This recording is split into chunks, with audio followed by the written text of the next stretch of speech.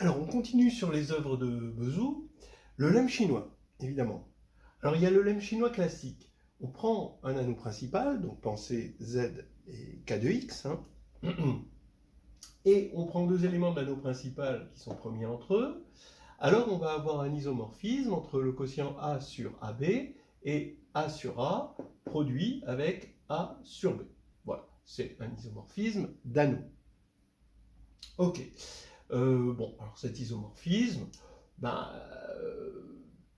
il provient d'un passage au quotient.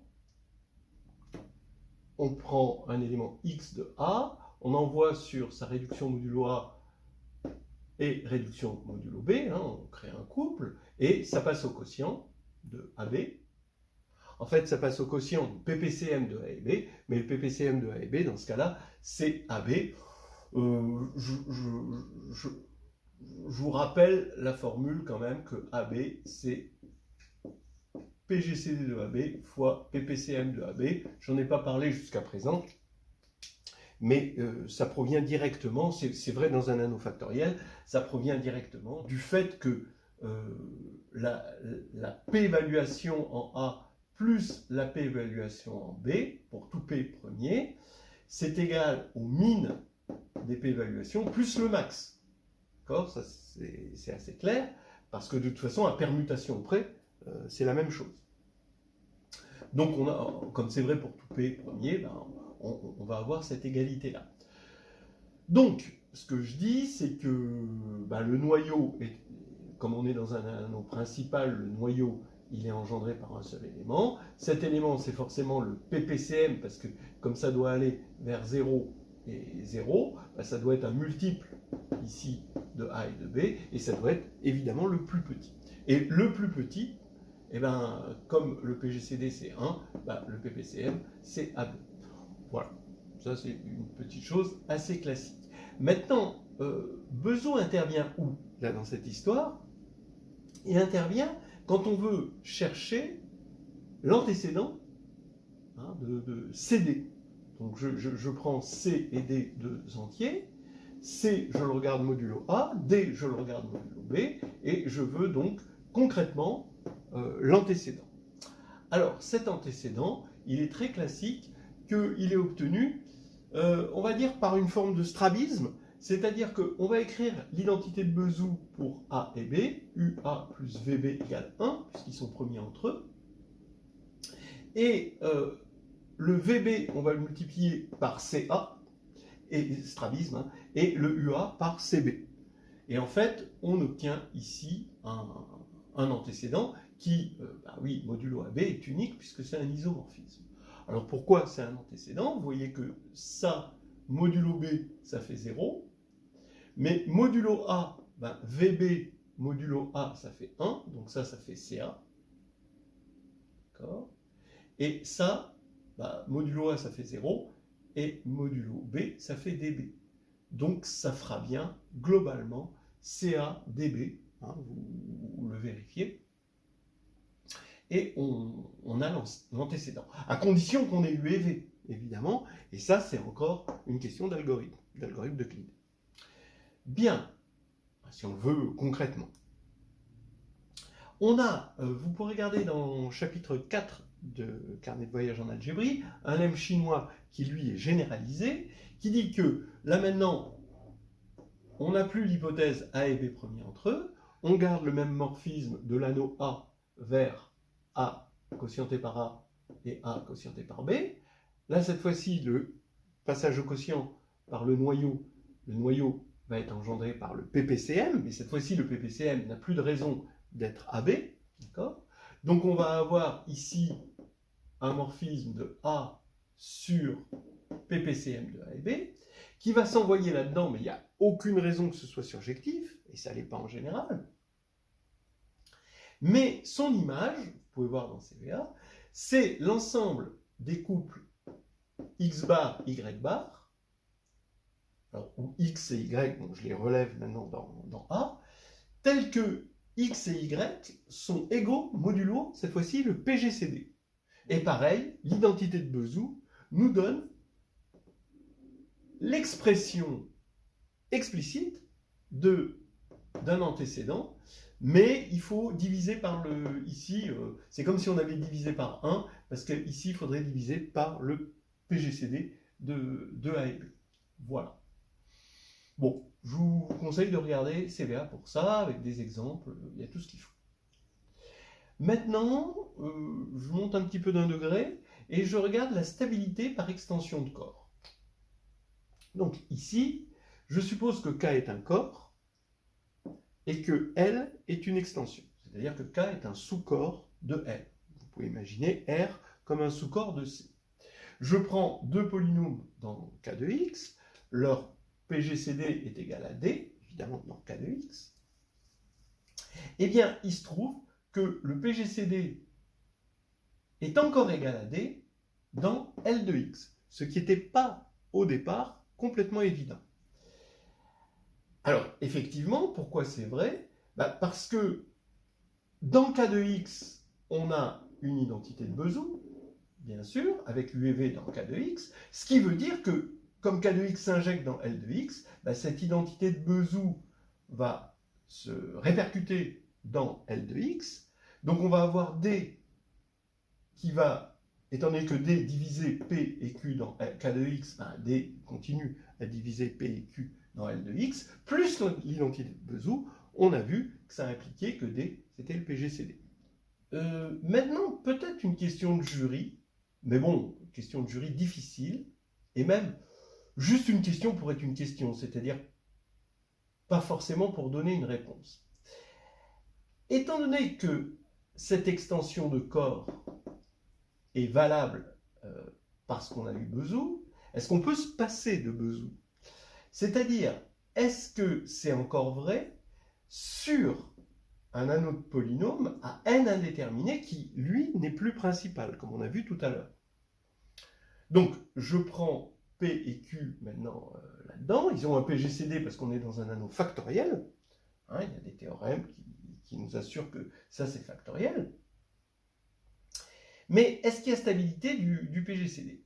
Alors là, c'est pas pareil, parce que pour avoir le PGCD, on fait ça dans un anneau factoriel avec des mines de valuation. C'est-à-dire que on prend notre polynôme P, il va être égal à un produit d'irréductible sur K, à n indéterminé, avec des valuations. Et il va être un produit d'irréductible sur N, avec des valuations aussi. Alors, est-ce que le fait d'avoir un min ici, d'accord, implique qu'on a aussi le min ici, pour P et Q? Alors, la réponse, regardons, il faudrait que J, bon ça veut dire que I va se décomposer, donc lui il est irréductible sur K, il va se décomposer sur L avec des J. Et J, s'il apparaît là, c'est parce qu'il apparaît au moins dans un I. Mais, pour avoir cette propriété de min, il faudrait que J apparaisse dans un unique I. Et oui, vous voyez le problème. Parce que s'il n'est pas unique, ce I, s'il y a un I et I', il va y avoir les flux qui vont se croiser. Il se peut qu'il y ait un min qui soit réalisé pour P concernant I et pour Q concernant I'. Et là, on ne sait plus si on va avoir un min à ce niveau-là. Donc, vous voyez la difficulté. Alors, comment assurer que pour un J irréductible, le J irréductible sur L provient d'un unique I irréductible sur K? Regardons ce qui se passe à une indéterminée. Effectivement, cette unicité, elle est simple. Vous prenez K de X, vous l'injectez dans L de X, et vous quotientez L de X sur L de X quotienté par J. Eh bien, pourquoi on va avoir un unique P, modulo les inversibles? Parce que ce P irréductible, ça va être le générateur de Ker-Phi. Alors j'appelle Phi le morphisme ici, qui n'a plus de raison d'être ni injectif ni surjectif, et on va quotienter, on sait qu'il va y avoir un noyau, Comme k de x est principal, Ker de phi va être engendré par un unique i, modulo les inversibles. Voilà. Et cette fois-ci, par passage au quotient, k de x quotienté par i s'injecte dans L de x quotienté par j. Ce qui va faire que, on va voir comme ça, que y a un unique, ici, polynôme i, ça va être lui, l'unique polynôme i, qui fait apparaître dans sa décomposition j. Mais on se rend compte que c'est plus du tout évident que si l'anneau n'est pas principal, s'il est factoriel, parce que ce noyau, là, n'a plus de raison d'être engendré par un seul polynôme. Et c'est cette unicité qu'on voulait. Donc, bon, ça peut faire peut-être une discussion de jury, mais c'est quand même difficile, d'autant plus que s'il y a une réponse, elle demanderait, je dirais, de la théorie de Galois, c'est-à-dire construire ce I à partir de ce J. Il faudrait une théorie de Galois, il faudrait faire agir, si vous ne comprenez rien, vous sautez là. Il faudrait faire agir un groupe de Galois sur J pour obtenir ce I-là, cette unicité. Et de la théorie de Galois, alors là, c'est un petit peu embêtant sur ce genre d'anneau ou de corps. Voilà. On est à plusieurs indéterminés. Alors, je pense que c'est vrai si K est un corps parfait. Je ne suis pas sûr. Hein. Mais au moins, pour un corps parfait, on a des objets comme ça, on peut construire des polynômes i à partir de j en faisant agir un groupe de Galois. Bon, j'arrête là tout de suite pour perdre personne, et ben bon, ça peut lancer des perches. Ok, maintenant on a parlé de l'identité de Bezout, on va parler de Monsieur Bezout. Bon, alors parlons un peu de Bezout. Monsieur Bezout, qui est-il? On peut imaginer que, étant donné que entre Euclide et Bezout, il y a presque 2000 ans de différence, en tout cas plus de 1500 ans de différence, eh bien, Euclide n'a pas attendu Bezout. Il avait pourtant, d'après ce qu'on a compris, trouvé l'algorithme d'Euclide. Bien, qui donne Bezout. Bon, alors, pourquoi attendre? On est en plein anachronisme en parlant de l'identité de Bezout. C'est de l'anachronisme à la Astérix. Hein. C'est comme le Gaulois là, qui se prend pour Napoléon. Bon, là, c'est Euclide qui se prend pour Bezout. Non, ce serait absurde. En fait, on va parler du lemme de Bezout. Hein. C'est le suivant. On prend P et Q, deux polynômes à deux indéterminés. Sur K, sans facteur irréductible en commun. Voilà. Donc ça veut dire quelque chose, parce qu'on est dans un anneau factoriel. Alors, l'ensemble des solutions de P de xy sur K1, de P de xy égale 0 et Q de xy égale 0, donc un système d'équations polynomiales à deux inconnus, bien, est fini. Cet ensemble-là de solutions est fini. Voilà. Ça, c'est le lemme de Bezout. Et on va essayer de voir, parce que Bezout, justement, ce n'était pas un arithméticien, parce que là, on nage en pleine arithmétique, c'était quelqu'un qui faisait de la géométrie algébrique, donc il s'intéressait à ce genre de problème, et il a même résolu le théorème de Bezout, c'est-à-dire qu'il a calculé le cardinal exact de cet ensemble, alors à condition que K soit algébriquement clos, et qu'on aille chercher les xy dans du projectif. Alors là, évidemment, hein, ça sort complètement du programme de la grille externe, parce que ça demande... Bon, maintenant, vous pouvez en voir une très jolie preuve dans l'excellent livre de Daniel Perrin, Introduction à la géométrie algébrique, où il utilise la cohomologie de Čech. Bon, bref, ça sort du cadre. Mais, ce qui est dans le cadre de cette leçon, c'est ici la finitude de cet ensemble. Alors, ça se fait en deux temps. Le premier temps, c'est de dire que, étant donné que P et Q sont premiers entre eux là-dedans, on se ramène à un anneau principal. Alors, l'anneau principal, ça va être l'anneau des polynômes à un déterminant Y et dont les coefficients sont dans le corps des fractions rationnelles en X. Alors ça, étant donné qu'on a un corps ici et qu'on n'a plus qu'une indéterminée finalement, au niveau polynomial, ça veut dire que ça, c'est principal. D'accord? Et principal, ça veut dire que c'est bezoutien. On va pouvoir utiliser Bezout. Alors, comment on passe de premier entre là à premier entre là? On a une injection de K crochet X dans K de X, ici. Mais ici, ce n'est pas principal. Donc, la preuve de ça se fait avec le contenu. Alors, le contenu, évidemment, dans une leçon sur le PGCD, que ce soit à l'interne ou à l'externe, c'est important de le mettre dans la leçon. C'est-à-dire que le contenu d'un polynôme, c'est le PGCD de ses coefficients. Hein. On est sur un anneau factoriel. Et la propriété principale qui est un théorème de Gauss, c'est que le contenu de R fois S, c'est égal au contenu de R fois le contenu de S. Et avec ça, on arrive à voir que si P et Q, bah, c'est un certain D là-dedans, en multipliant par ce qu'il faut et en utilisant ça, pour remonter la divisibilité en égalité dans cet anneau factoriel-là, on arrive à montrer que ici, on a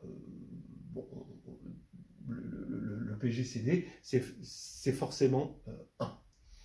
Et là maintenant, j'ai, d'après cette propriété,